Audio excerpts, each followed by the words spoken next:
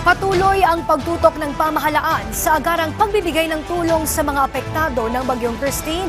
Sa situational briefing na pinangunahan ni Pangulong Ferdinand R. Marcos Jr., iniutos ng Pangulo ang paggamit ng lahat ng assets ng pamahalaan para sa pagtugon sa mga pangangailangan.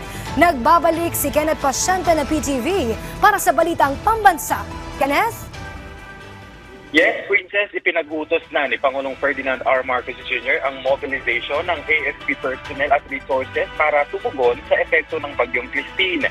Yan ay para mas maging mabilis pa ang aksyon ng pamahalaan sa pagbibigay tulong sa mga naapektuhan ng bagyo.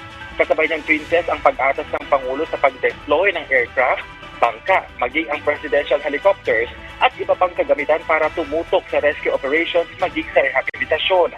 Nagbaba na rin ng direktiba ang Pangulo sa DBM sa agarang pag-release ng kinakailangang pondo para makapag-procure ng kinakailangang resources sa pagtugon sa epekto ng bagyo.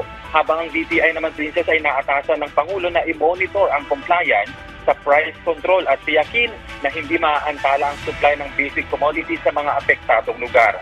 Pinangunahan naman ng Pangulo ang isang situation briefing dito sa Palasyo ng Malacanang kasama ang iba't ibang ahensya ng gobyerno kung saan nabigyan ng update ang Pangulo sa pinakahuling lagay ng mga lugar sa bansa, lalo na sa Bicol Region.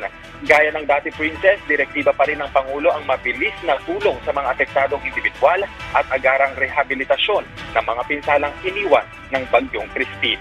At na muna ang latest, balik sa iyo, Princess. Maraming salamat, Kenneth Pasyente.